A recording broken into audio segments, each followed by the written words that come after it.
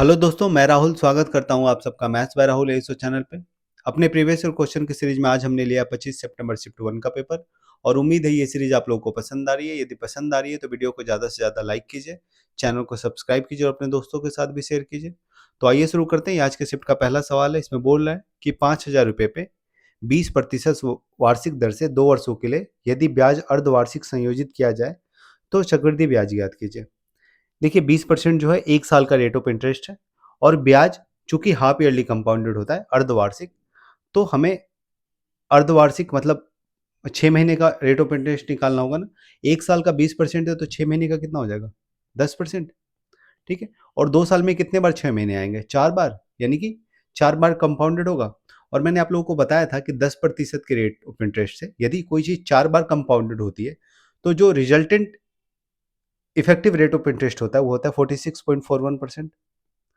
46.41%। मैंने सीधा सीधा ये बताया था कि 10% यदि एक बार कंपाउंडेड होता है तो 10% होता है, 2 साल तक कंपाउंडेड होता है तो 21% होता है। ठीक है। 3 साल तक होता है तो 33.1% होता है और 4 साल के लिए बताया था 46.41%। और मैंने आपको ये भी बोला था कि कम से कम 10% का 4 साल तक कंपाउंड इंटरेस्ट आप लोग याद रखिएगा। ठीक है। तो 4 साल यानी कि 4 बार यदि कंपाउंडेड होगा 10% तो कितना वैल्यू देगा? 46.41%। ठीक है। तो बस आपको 46.41% निकालना है 5,000 का, यही सवाल है। ठीक है। तो 5,000 का जब आप 46.41% निकालिएगा तो आपको सीधा सीधा ऑप्शन नंबर डी दिखेगा। देखिए हर चीज आपको कैलकुलेट करने की आवश्यकता नहीं है। जब आप देखिएगा 46.41, ठीक है, तो इसी का हाफ है ना ये। देखिए तो 46 का हाफ 23 और 41 का हाफ 20.5 बन रहा है ना। और ये जो 46.41 होता है ना, ये 100 पे होता है। परसेंटेज की वैल्यू 100 पे होती है, तो आप उससे भी रिलेट करके देख सकते थे। ठीक है। आपको नहीं समझ में आ रहा है तो आप निकाल के देख लीजिए। 5,000 का 46.41%। ठीक है। डबल जीरो कैंसिल आउट, इसको गुना कीजिए, पंचों के बीच 6 5 6 30, मतलब यही ऑप्शन आएगा, ऑप्शन नंबर डी। आइए अगले सवाल पे। ये अगला सवाल इसमें बोला है कि निम्नलिखित में कौन सा समुच्चय -5, 0 और 6 जैसी संख्याओं का सम्मिलित करता है। देखिए जब हम नेचुरल नंबर का बात करते हैं ना तो नेचुरल नंबर 1 से शुरू होता है, तो नेचुरल नंबर तो होगा नहीं। होल नंबर भी नहीं होगा क्योंकि ये 0 से शुरू होता है, माइनस वाला टर्म होता ही नहीं होल नंबर में। इंटीजर में क्या होता है? कोई भी नेगेटिव नंबर, कोई भी पॉजिटिव नंबर और जीरो, तीनों चीज शामिल होते हैं, लेकिन वो पूरे पूरे नंबर होने चाहिए, पूर्णांक होने चाहिए, दशमलव में नहीं होने चाहिए। ठीक है। तो ये तीनों जो है -5, 0 और 6, ये किस में आ जाएंगे? इंटीजर्स में आ जाएंगे। इरेशनल नंबर तो है नहीं ये। आइए अगले सवाल पे। ये अगला सवाल इसमें बोला है कि एक कार 50 किलोमीटर प्रति घंटा की गति से एक यात्रा 8 घंटे में पूरी करती है। उसी दूरी को 40 किलोमीटर प्रति घंटे की गति से तय करने में कितना समय लगेगा? तो दूरी क्या है? 50 किलोमीटर प्रति घंटा से 8 घंटा लगता है, तो दूरी 50 गुना 8, 400 किलोमीटर की दूरी थी। और इसको 40 के स्पीड से जब कवर करेगा तो कितना टाइम लगेगा, ये पूछ रहा है ना। 10 घंटे।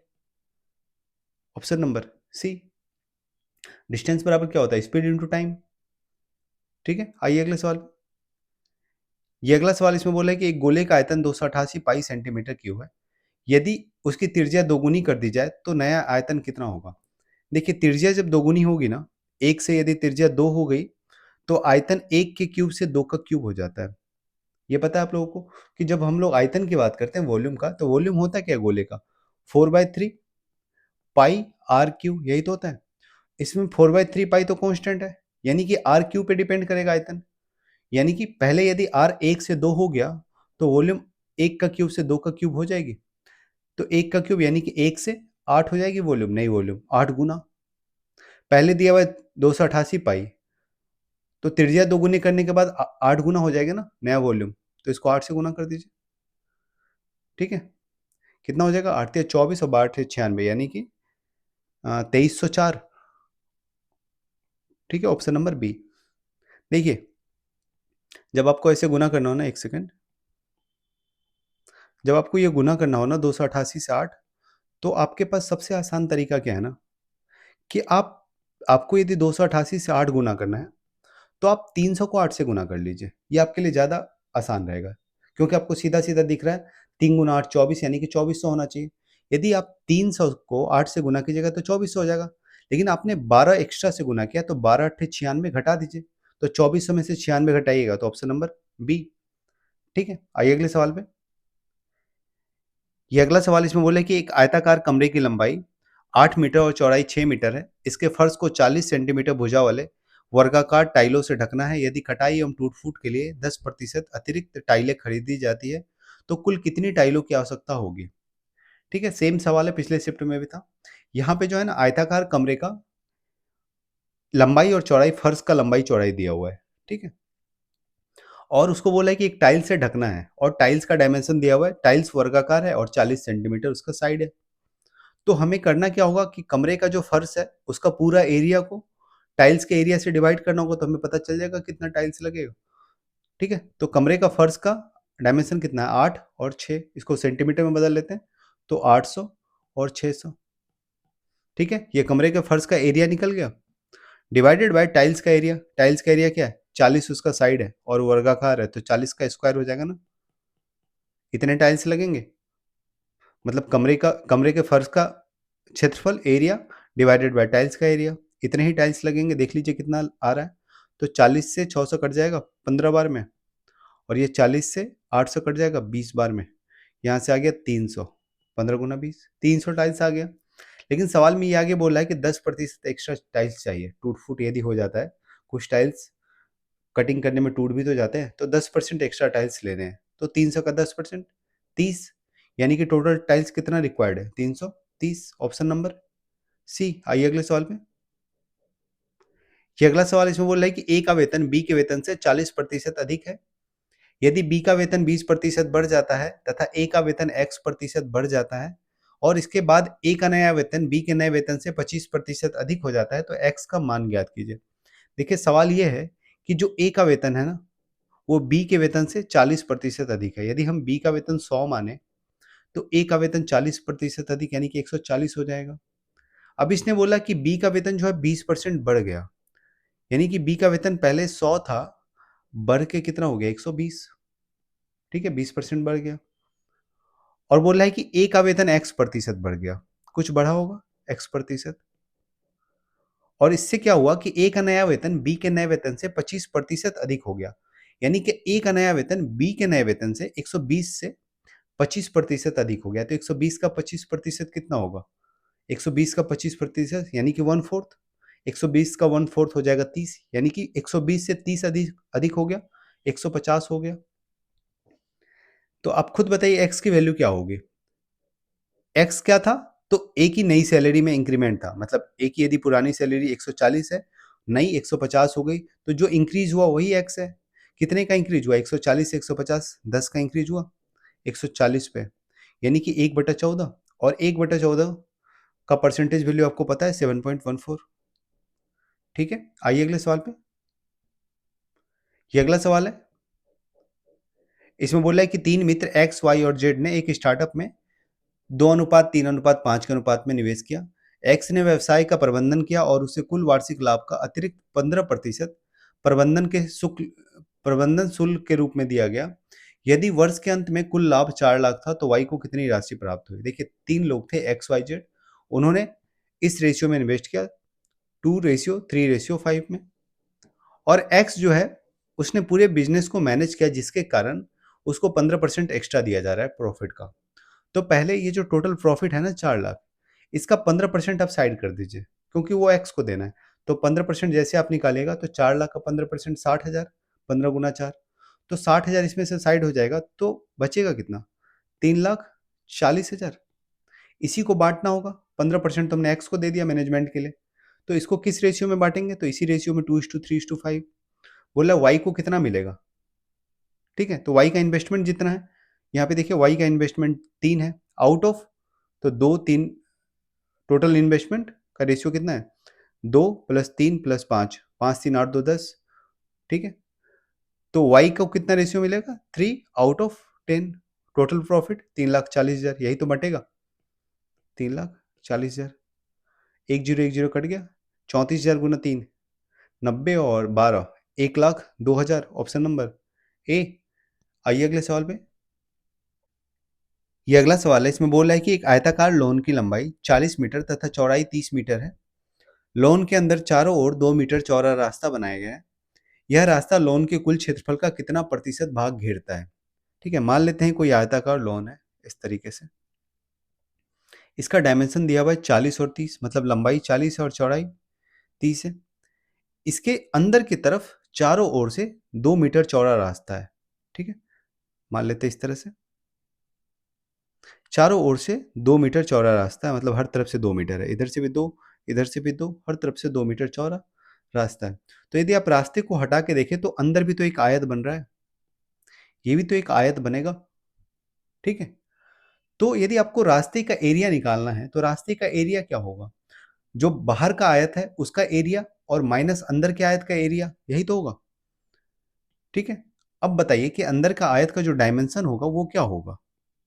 एक सेकेंड, देखिए यदि ये पूरा 40 था और इसमें से आपने दोनों तरफ से 2 मीटर माइनस कर दिया रास्ते को, इधर से भी 2 और इधर से भी 2, तो अंदर वाले आयत का जो लंबाई आएगा वो कितना आएगा, 40 माइनस 4 आएगा, यानी कि 36। और इधर से टोटल 30 था और 30 में से जब आप 4 माइनस कर रहे हैं, इधर से 2 मीटर रास्ता और इधर से 2 मीटर रास्ता, तो अंदर का जो आयत है उसका चौड़ाई कितना आ जाएगा, 26, ठीक है। इसको मिटा देते हैं।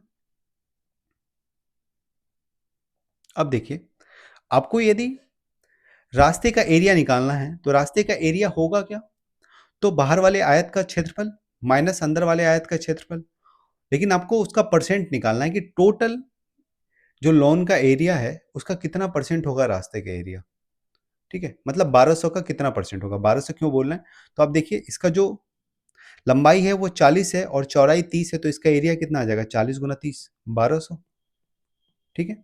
और जो अंदर का आयत है उसका लंबाई चौड़ाई कितना है, 36 गुना 26, ठीक है। इन्हीं दोनों का जो माइनस करेंगे तो जो एरिया आएगा वो रास्ते का एरिया होगा। तो माइनस कीजिए यहाँ से, पहले इसको काट लेते हैं क्योंकि आपको परसेंटेज ही निकालना है ना, तो ये जितना कट रहा है इसको काट देते हैं। ये कट जाएगा 4 से 10 बार में, और ये कट जाएगा 4 से 9 बार में, ये कट जाएगा 15 गुना 2 30, ये कट जाएगा 13 गुना 2 26, यानी कि यहाँ से जो एरिया आया वो आ गया 150 और यहाँ से जो एरिया आया वो आ गया 13 गुना 9 117। और इन्हीं दोनों के बीच का जो डिफरेंस है वो रास्ते का एरिया होगा। तो इन दोनों के बीच का डिफरेंस कितना है, 33। 150 में से जब 117 घटाएंगे तो 33 होगा। तो यही पूछ रहा है कि जो रास्ते का एरिया आया ये टोटल एरिया का कितना परसेंट है, तो 33 150 का कितना परसेंट है, ठीक है। तो 100 से गुना करना होगा परसेंटेज वैल्यू निकालने के लिए।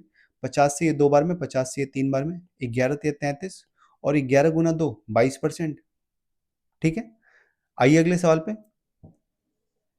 ये अगला सवाल इसमें बोल रहा है कि एक एल आकार का फर्श। अच्छा, इस सवाल में जो है ना आपको फिगर बनाने की जरूरत नहीं थी। यदि आप सवाल पढ़ते के साथ आपके दिमाग में फिगर बन गया, यदि आप सोच पा रहे हैं कि क्या हो रहा है, तो ये बहुत ही छोटा सवाल था, इसके लिए आपको फिगर बनाने की जरूरत नहीं थी, ठीक है। आइए अगले सवाल में।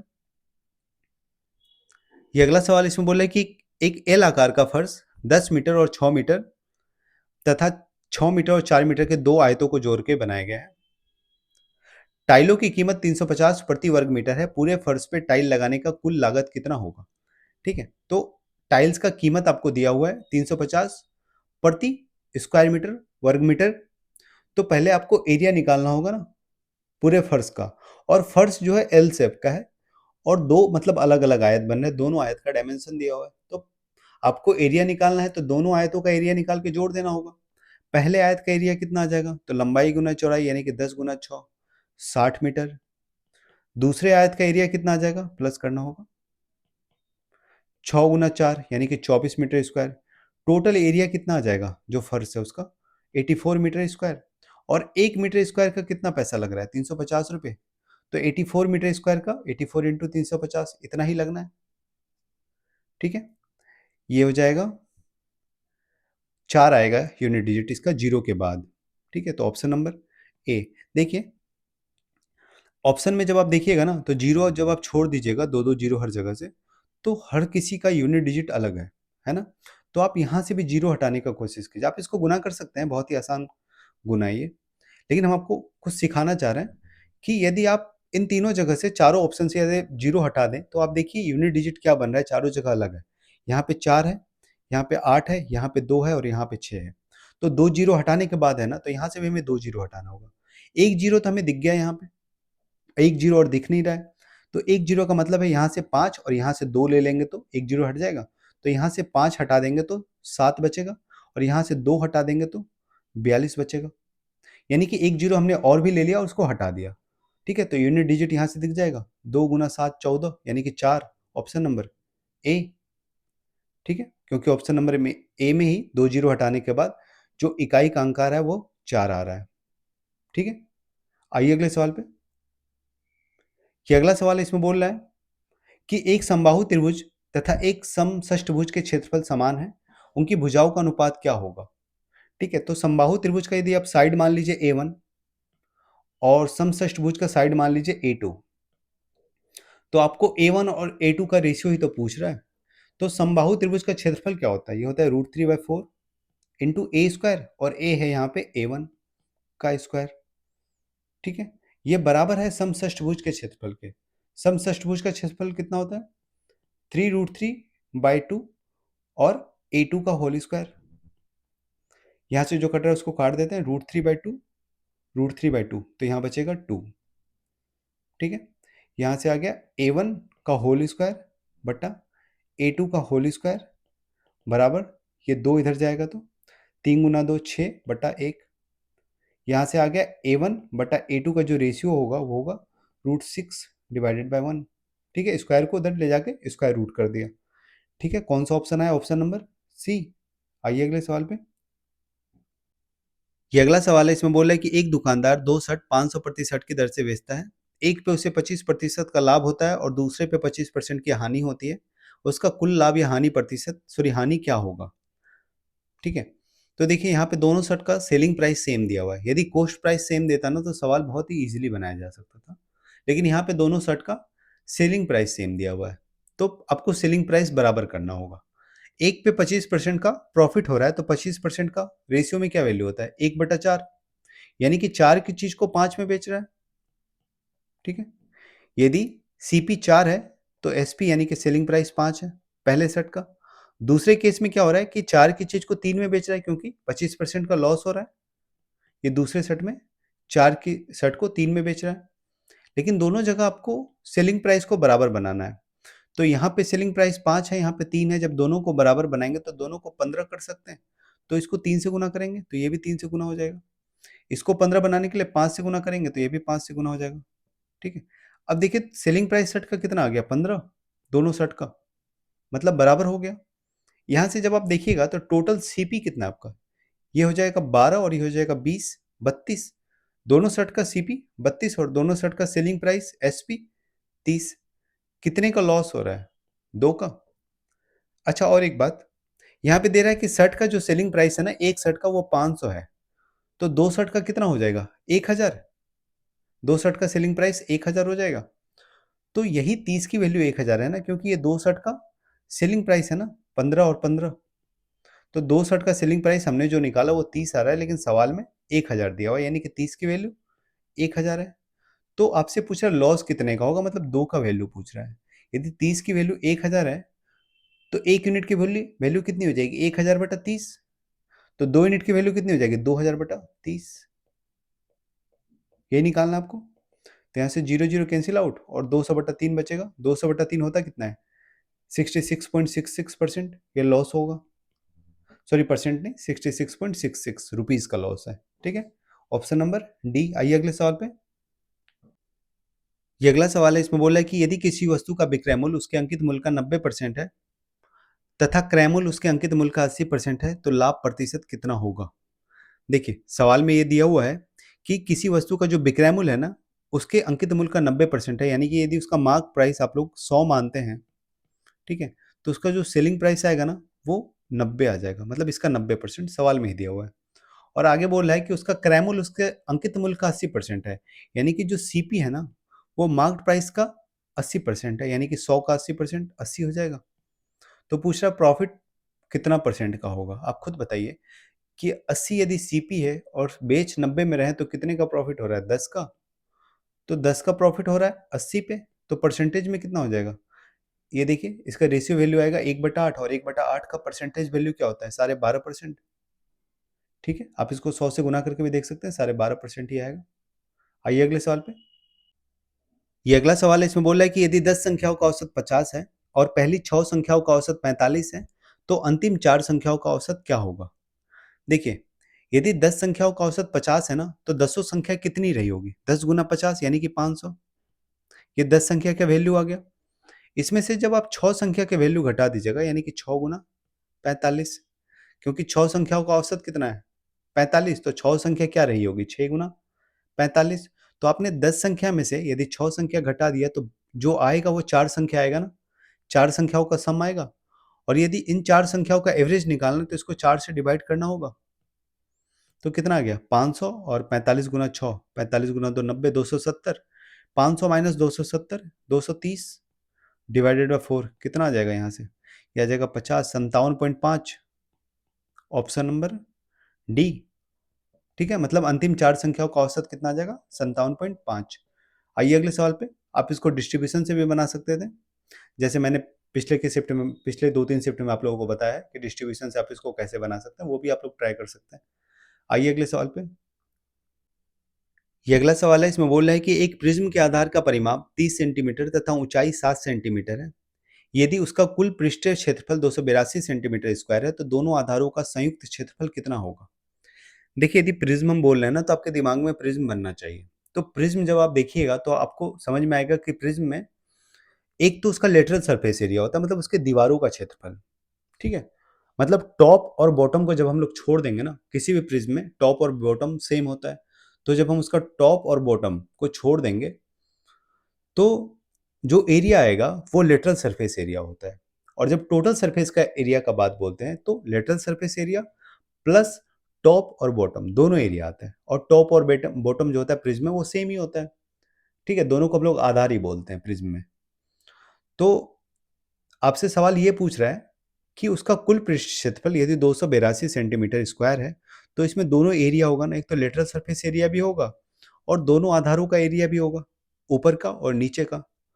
तो यदि 282 में से 282 यदि टोटल सरफेस एरिया है प्रिज्म का, इसमें से यदि लेटरल सरफेस एरिया घटा दें हम लोग, मतलब उसके दीवारों का क्षेत्रफल घटा दें प्रिज्म का, ठीक है, तो जो आएगा वो उसके दोनों आधारों का क्षेत्रफल आएगा, ऊपर का और नीचे का।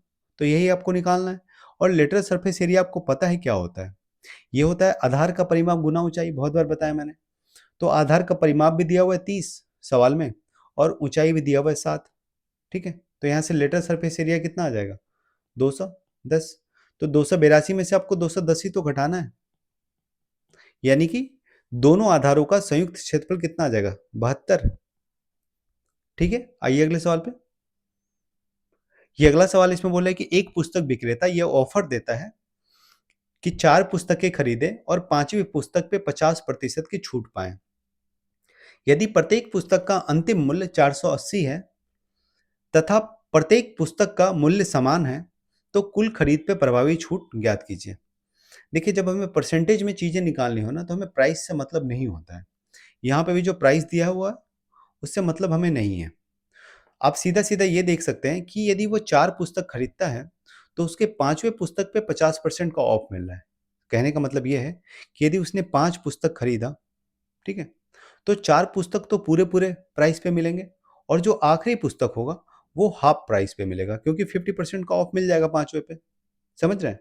यदि कोई मार्केट गया और उसने 5 पुस्तक खरीदी, एक सेकेंड, यदि उसने 5 पुस्तक खरीदी तो 4 पुस्तक तो उसको उसी दाम पे मिलेंगे, उसके अंकित मूल्य पे ही। जो एक पुस्तक होगा वो आधे प्राइस पे मिलेगा, क्योंकि 50% का छूट मिल रहा है। तो आप खुद बताइए कि यदि 5 पुस्तक उसने खरीदा तो प्राइस कितने का लगा? 4.5 पुस्तक का लगा। कितने का छूट मिला? 0.5 का छूट मिला। किस पे? तो 5 पे। तो 0.5 का छूट 5 पे कितना परसेंट हो जाएगा? 1/10 आया ना, 1/10 यानी कि 10%। ठीक है, 10% का छूट मिल गया। आइए अगले सवाल पे।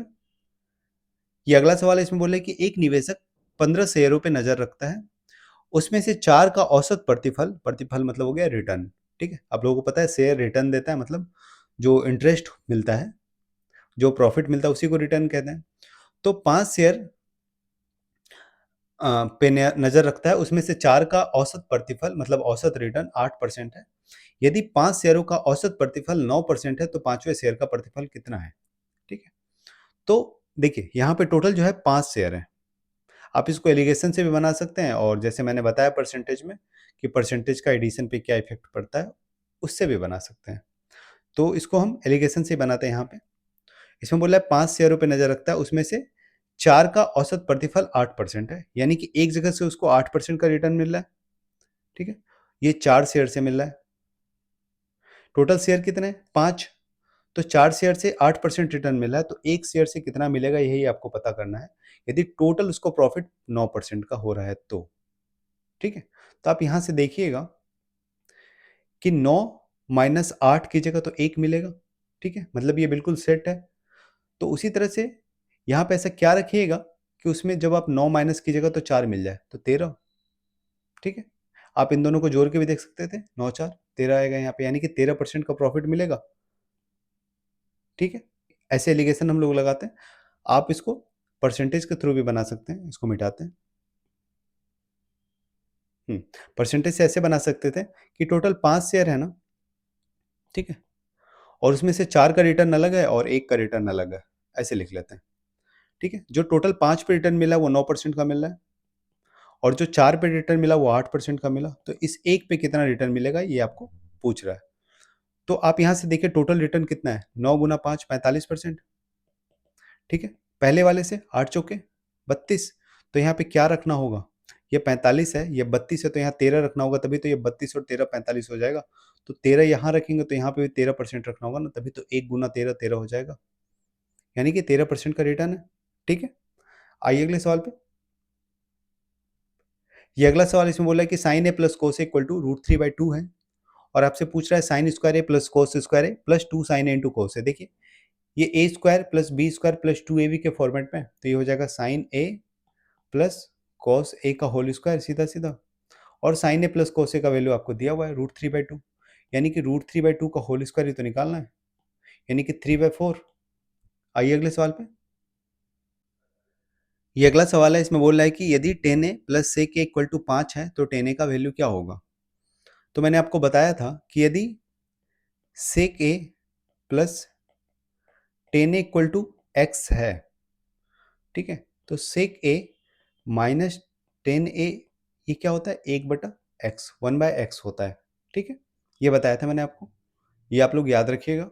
ठीक है, तो यहां से sec a plus tan a यदि 5 दिया हुआ है सवाल में, तो आप बोल सकते हैं कि sec a minus tan a कितना हो जाएगा, 1/5 हो जाएगा इसको यूज करते हुए।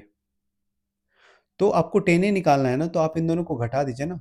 जब आप पहले वाले में से दूसरा वाला माइनस कीजिएगा तो आपको 2 tan a मिल जाएगा। देखिए माइनस की जगह तो ये माइनस हो जाएगा, ये माइनस माइनस प्लस और ये भी माइनस। ठीक है, ये दोनों कैंसिल आउट और ये हो जाएगा tan a plus tan a, यानी कि 2 tan a बराबर 5 माइनस 1/5। ठीक है, ये आ जाएगा 25 माइनस 1 24/5, यानी कि tan a कितना आ जाएगा 12/5, 12/5, ऑप्शन नंबर बी। आइए अगले सवाल पे। ये अगला सवाल इसमें बोल रहा है कि π/2 रेडियन का कोण एक पूर्ण वृत्त का कितना प्रतिशत होता है। आपको पता है कि जो पूरा वृत्त होता है ना वो 360 डिग्री एंगल बनाता है, यानी कि 360 का मतलब हो गया 2 पाई, पाई 180 होता है। ठीक है, यानी कि पूरा वृत्त जो होता है वो 2 पाई होता है। ठीक है, और जब हम लोग π/2 का बात करेंगे तो π/2 है कितना, इसका 2 पाई का 1/4 है ना। ठीक है, 1/4 है। जब आप लोग 2 पाई को 1/4 से गुना कीजिएगा तो π/2 मिलेगा, यानी कि 1/4 है, और 1/4 का मतलब क्या होता है, 25%, ऑप्शन नंबर बी। ठीक है, पूरे वृत्त का जो एंगल होता है ना वो 2 पाई होता है। आपसे पूछ रहा है कि π/2 कितना परसेंट होगा पूरे वृत्त का। ठीक है, तो 25% होगा। आइए अगले सवाल पे। ये अगला सवाल इसमें बोल रहा है कि 10x equal to cot 3x minus 30, तो x का वैल्यू निकालिए। देखिए जैसे मैंने आपको बताया था कि साइन ए और कोस बी यदि बराबर हो तो a प्लस बी 90 होता है। उसी तरह 10a यदि 10a बराबर हो कोट b के, ठीक है, तो a प्लस बी 90 होता है। तो यहां से हम बोल सकते हैं कि ये x और प्लस 3x माइनस 30 90 के बराबर होगा, यानी कि x प्लस 3x माइनस 30 90 के बराबर होगा। तो यानी कि 4x 120 के बराबर होगा, यानी कि x 30 डिग्री के बराबर होगा। x की वैल्यू कितनी आ गई? 30। आइए अगले सवाल पे। ये अगला सवाल इसमें बोला है कि यदि दो वृत्तों की त्रिज्याएं 6 सेंटीमीटर और 2 सेंटीमीटर है तथा उनके केंद्रों के बीच का दूरी 10 सेंटीमीटर है, तो उनकी प्रत्यक्ष सामान्य स्पर्श रेखा की लंबाई, मतलब डायरेक्ट कॉमन टेंजेंट की लंबाई कितनी होगी? तो मैंने आपको फॉर्मूला बताया बहुत बार। डायरेक्ट कॉमन टेंजेंट का जो फॉर्मूला होता है ना, वो होता है D square minus R1 minus R2 का होल स्क्वायर। डी क्या होता है?